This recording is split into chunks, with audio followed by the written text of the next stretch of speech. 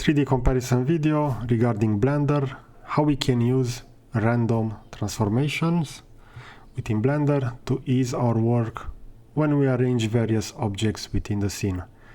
So the case study will be on a stack of books. There are 10 books positioned within an array. We're gonna see that the case study book will be this. I will also copy the link within the video description. So this is an ornated book created by N8, and the model has quite some nice textures to it. So overall quite a detailed model. Okay, so within Blender, if you wouldn't use random transformation, the manual approach would be to select the desired book. Afterwards, we would press R for rotation. We're gonna check the axis. In this case will be the Z axis. I will press Z, and afterwards I will reposition that book. In order to add more randomness, we can also change the translation. So for that I will press G for grab, and now either on the X or the Y, so not Z, on the Y we could rearrange those books, but this is quite a lot of work in order to arrange a stack of books like this. So to apply the random transformation, I will initially select the bottom book, so Ornated Book. Afterwards I will hold down Shift, select the last one, in our case 009, and with that selection I will go to Objects, Transform, and Randomize Transform. We're gonna see that this window will pop up. If not, you can manually expand it over here. Or you can do this approach, you can press F9, and wherever your mouse cursor will be, that will be the location for that. So maybe I will want to position it over here to the left side. So let's see what we can change. So for this case study, for the stack of books, I will change the rotation on the Z axis.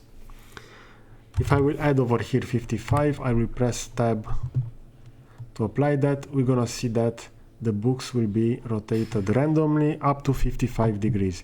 We can also change the random seed if you don't like that alignment.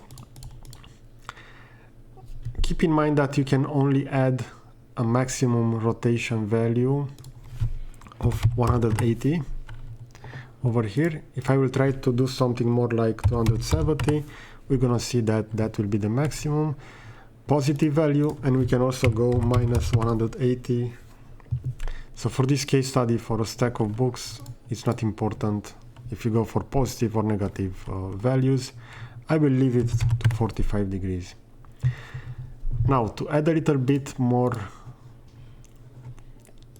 randomness to this, I will also change the location. So within the transform, randomize transform, I will add a random transform of 0.05 for the x-axis. We're gonna see that those books will be slightly aligned, and also for the y-axis. And now I can pick the desired stack. I will have that selected, and I will be able to rotate and see how those books were arranged. If you want to change those, so we see that we no longer have that option over here, you can always press F9 to have that bring back, and we can change the value. Okay, so initially I press F11 for render, but keep in mind that you can bring the last change within Blender by pressing F9, and we can change that. For example, maybe we want to go for something more like 80 degrees, and we can check that random seed. Okay, so I hope you find this kind of content useful. Check my other videos regarding a wide variety of 3D modeling software, including 3ds Max, but also various computer-aided designs such as CATIA, SolidWorks, and Fusion. Okay, thanks for watching. See you in the next video.